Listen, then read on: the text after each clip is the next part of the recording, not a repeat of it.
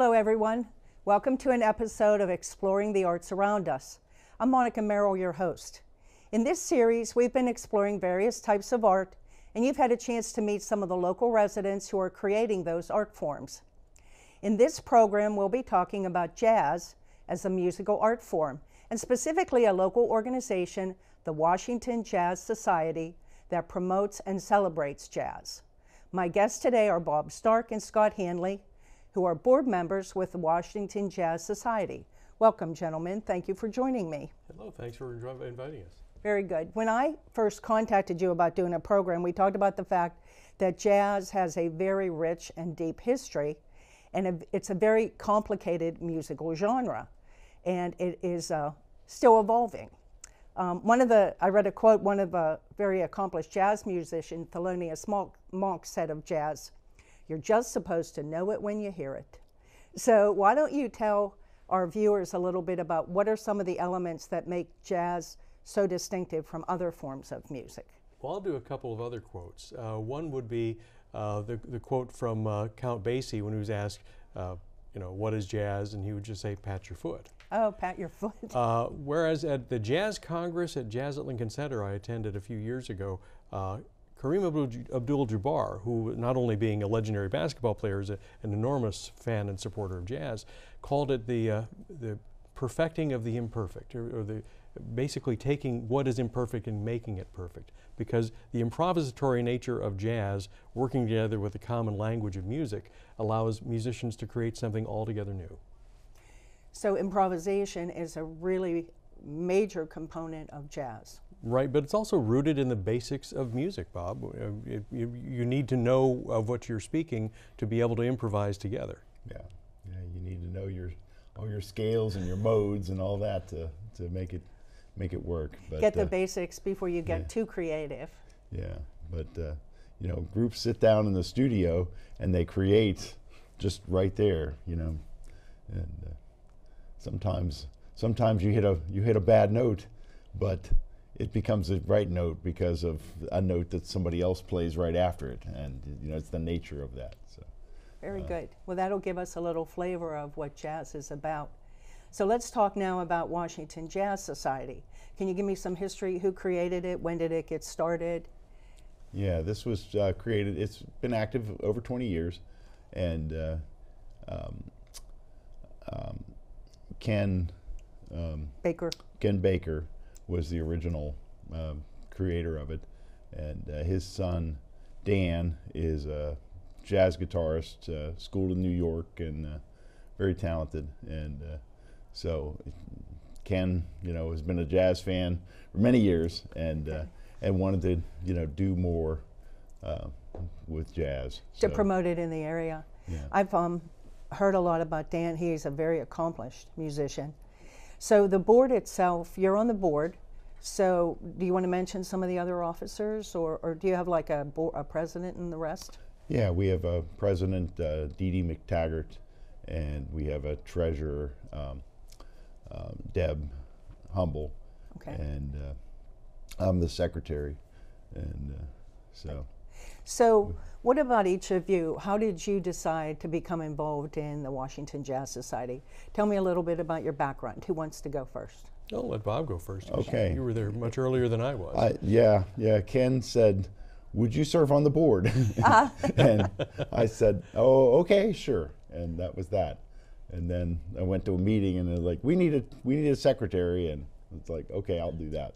So you're a musician yourself, yeah. I presume? Yeah. What instruments do you play? I play things with strings, like guitars, but I also have a harp and an upright bass, and I have the whole string section, the violin, and everything else. So. Do you perform with a? Yeah, I'm primarily a church musician, so I play at my church and others, okay. And but I sing in a chorale, a community chorale, the nice. Washington Festival Chorale, and so yeah. And how about you, sir? How did you get roped into that? Well, I'm a relatively recent resident of the Washington area. I have lived all around the country. I have worked in public radio for 40 some odd years, and lived for a while. My wife and I lived in Fayette County in Ohiopyle. I also worked not that long ago in Birmingham, Alabama, where I was managing an NPR station there. But as we bought a house in Washington, in East Washington, back in around 2017, we kind of moved our family there, and as our kids are all off adulting elsewhere, you know, doing more and more deeper things in Washington. And, you know, before too long I got invited as well to participate on the board. And I had been on boards of other jazz organizations over the years, including founding one in Grand Rapids, Michigan, being on the board in one in Beaumont, Texas, where I worked at a public radio station down there, and also involved with the Pittsburgh Jazz Society. So I'm delighted to do something close to where I live and to help engage with a lot of the great things that the Washington Jazz Society does, which isn't just making shows, but it's also helping engage young people into the music. Right. And do you play an instrument yourself, sir? I'm primarily a singer. I was trained as a vocalist in college. Also do play a little bit of piano and trombone and trumpet and things like that, but mostly a singer. And I will be probably doing an engagement as a volunteer for the Jazz Society coming up pretty soon.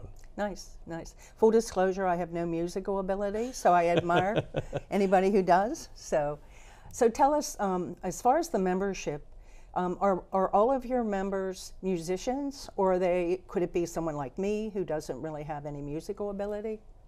Yeah, sure. I mean, they're just jazz fans and just jazz. Want to do you know, Then whatever they can do to get jazz here in the Washington County area.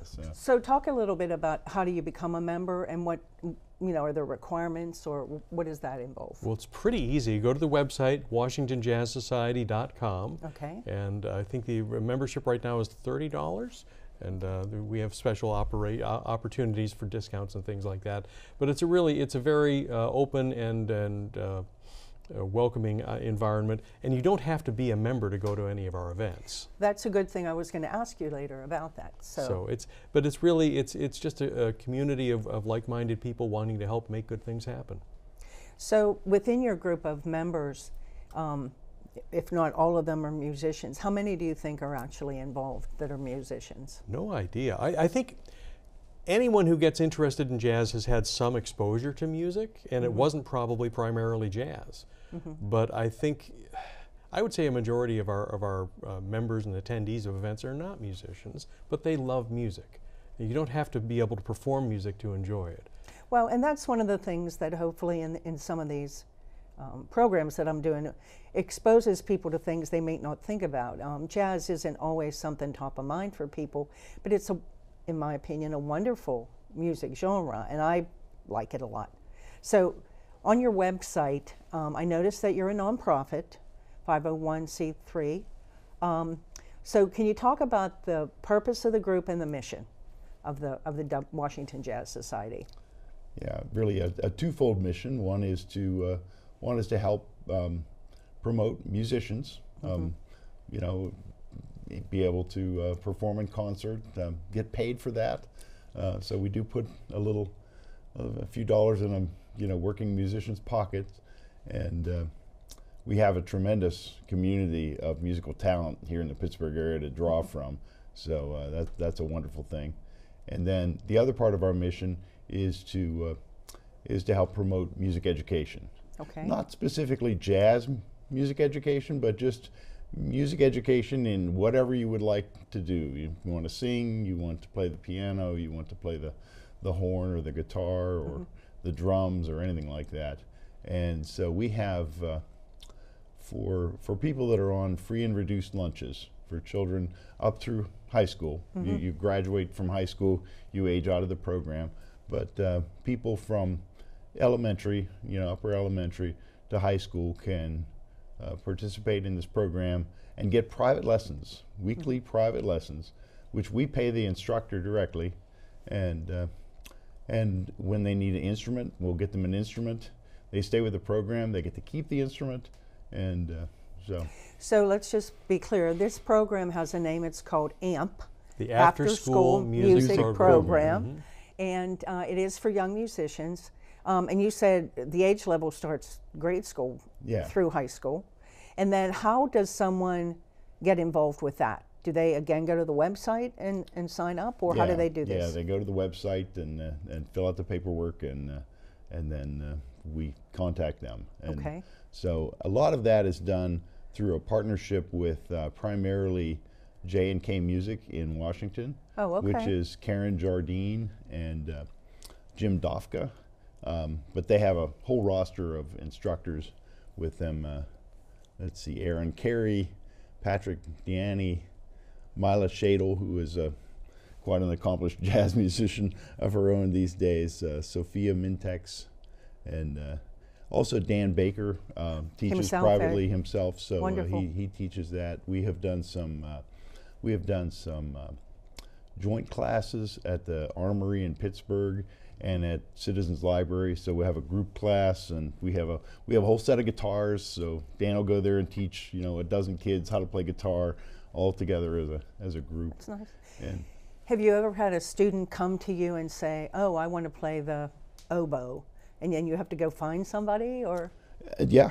I think we had somebody that wanted to play the cello or the violin or something like that. Then yeah, we had to find a teacher, and but Karen found a teacher, and so that was good. But doesn't have to be really just Karen's group. That's just the group that we have worked with quite a bit. Mm-hmm. But really anybody in Washington County could go to any music store in Washington County, and we would work through them in order to get private lessons for that student. Do you find that students who begin with you at a young age continue on through their whole high school years? Some do, some really blossom, Mm-hmm. some don't, Kids, they follow their own path, and you can't make them practice, No. but you can lead them, and so. Well, if they show an interest and you give them the exposure, then they have an opportunity. So we have a clip of a young lady who came through your program. So if we could show that now, that'll be good. Excuse me. Called an element of surprise.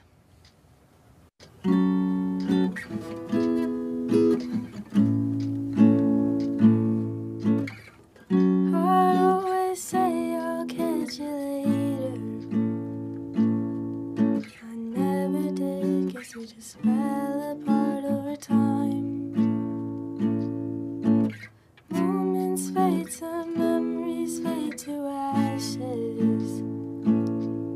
Hold on to what hasn't withered away.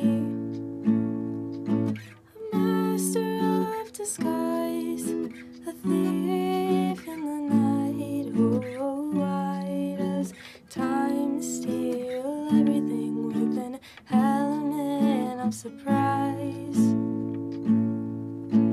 Our screams are silenced by touch, and our skin is wrinkled by its touch. They always say you heal with time, but I'm pretty sure it slowly kills us. A master of disguise, a thief in the night. Oh, why does time steal everything with an element of surprise? Hold on and don't let go, these moments won't last. Hold on and don't let go before they fade at last. A master of disguise, a thief in the night. Oh, why does time steal everything with an element of surprise?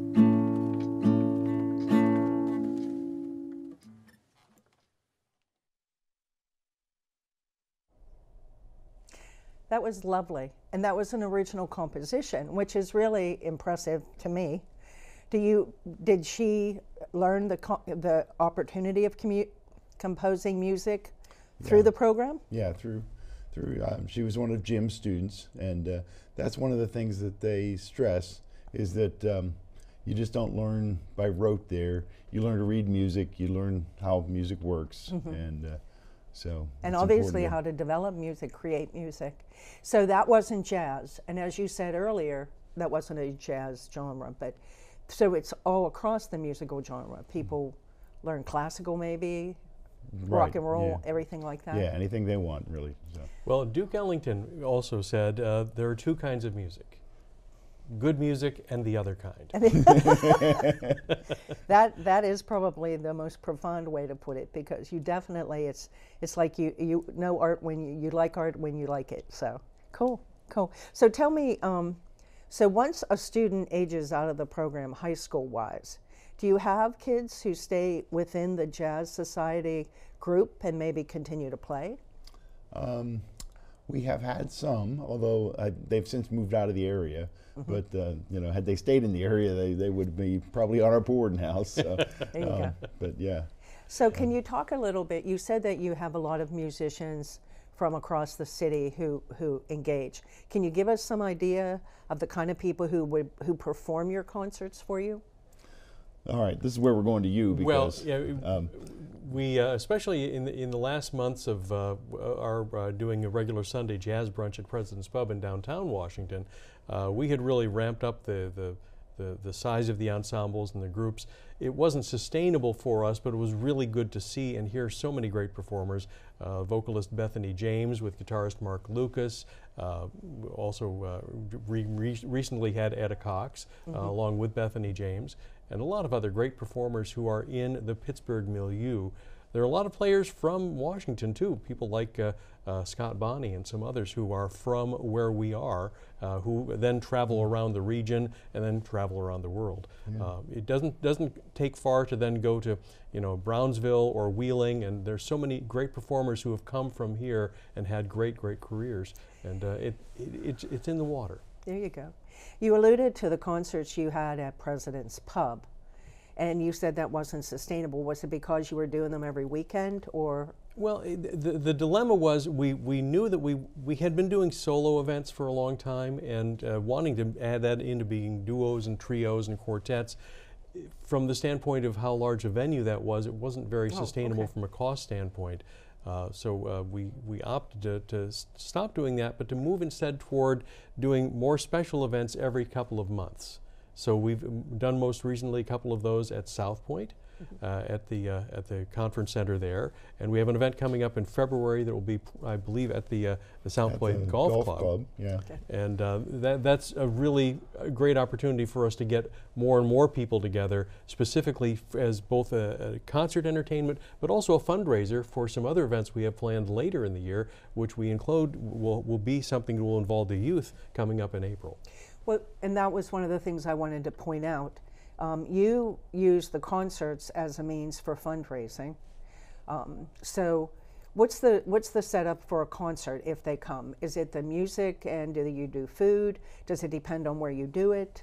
Most recently, what we've been providing a meal as well as a cash bar, and then a 2-hour concert of some notable performers that bring something special to the fore. It's not just a jam session, it's a show. Good. Well, you said too, you mentioned South Point, and looking at your website, I see that you actually, you have an office in that area, and you did a performance there earlier in the month with Etta Cox and some other ladies of jazz. Is that going to be kind of a permanent venue or an intermittent venue for you? We've enjoyed being there, but we're working our way through. Okay. The Loft Conference Center was a really great place to do a show. A little bit larger venue at the golf club is what we're going to use next in February, and we're just going to see where it goes. Kind of a movable feast. Yeah, there's been some talk about the lack of a concert venue in Washington County. I don't want to start a controversial issue, but the Washington Symphony Orchestra performs now at Olin Fine Arts Center. That might be a place you might like to look into doing, because that's become a good venue for us. Yeah. But when you want a bigger audience, obviously you want a bigger location. So as far as concerts, you mentioned you have something coming up in February. Can you give us any kind of a sneak preview of what that might involve, or? I think what we're looking at is the 7th of February is the date I think we agreed to, and actually I'll be headlining that one as the singer. along with a group of musicians that I've yet to assemble the exact rotisserie of for that event. But typically the working musicians I often work with as a vocalist in the Pittsburgh scene. Well, and looking at your website and seeing some of the clips, you do have a really eclectic mix of musicians. People who play together, then they switch and play with other people. So, as you said, Washington's a fertile ground for musicians. So that's a good thing. It really is. When we just have a lot of great performers, and to make sure we put on something special is what we're hoping to be able to do, which is why trying to do something every week was something that was a stretch. Sure. So we'd rather make sure it's really special, and then we're not also competing with the venues, the restaurants, and the others who Sure. are doing this on a daily basis. We don't want to be their competition. We want to encourage people to enjoy the music. Right. Now, before we wind down, I wanted to bring up something that we talked about earlier. We talked about the musicians in the Washington area, but when we talked a little bit about jazz and the history, you were pointing out that Pittsburgh was really an important component, an important city in the development of jazz. And there's a resource that we were talking about that can be used to talk about all the Pittsburgh venues and the people who are involved. It's called We Knew What We Had, the Greatest Jazz Story Never Told, because it documents the historical events that helped make Pittsburgh very instrumental in the development of jazz. Right. That was produced by Manchester Craftsmen's Guild up in the north side in Pittsburgh. Right. And it was aired on public television stations all across the country. Perfect. The DVD and Blu-ray are available through the Manchester Craftsmen's Guild site. Right. It's a really good primer on just the beginnings of how important jazz was in Pittsburgh. I would also encourage people to check out WZUM.org, the radio station I'm general manager of, that is a 24-hour-a-day jazz station. We play a lot of Pittsburgh jazz as a part of what we do. And also our website, WZUM.org, we have a lot of historical resources there too. So we encourage people to check that out. I need to make mention, though, that Pittsburgh was really pivotal in the formation of jazz. In fact, a pianist from Duquesne, Pennsylvania named Earl Father Hines is considered the father of modern jazz piano. And by the late 1920s, he ended up in Chicago and recorded with Louis Armstrong for some really remarkable recordings that kind of set the stage for what was to come next. Good. Well, and just to be equal opportunity here, I believe there was a famous female jazz pianist. Am I right, Mary Williams? Mary Lou Williams. Mary Lou Williams. Phenomenally important artist over decades and decades. And we have a lot of resources about her at WZUM.org as well. And there's a great new history about her done by a pianist and author named Deanna Witkowski that I would encourage people to check out. And also the Zodiac Suite that Mary Lou wrote in the late 1940s has just been created as a new chamber music version of what she had created for that in the late 1940s. It was never really recorded before, but there's a pianist named Aaron Deal working with a chamber orchestra called The Knights that now has a new Pittsburgh connection because a chamber music performer from Pittsburgh is now going to lead that organization. There's a lot of great things connected with Pittsburgh jazz that are becoming popular all around the world. That's wonderful. Well, we're getting close to the end of the program. Gentlemen, thank you so much for coming to share information about the Washington Jazz Society. It's been very informative. Viewers, personally, jazz is one of my favorite types of music, and I usually have smooth jazz playing either in my car or in my office. So you all know that I like to close with a quote, and I found one from jazz drummer Art Blakely that resonates with me. Jazz washes away the dust of everyday life. So I hope this episode about the Washington Jazz Society has piqued your interest about jazz as a musical art form, and also about the good work that Washington Jazz Society is doing to encourage young people who are interested in music. So please check out their website and look at some of the resources also listed at the end if you want to learn more about jazz, because if you do, we hope you'll be inspired. Thank you, gentlemen. It's been a wonderful interview. Thank you. Appreciate it. Thank you.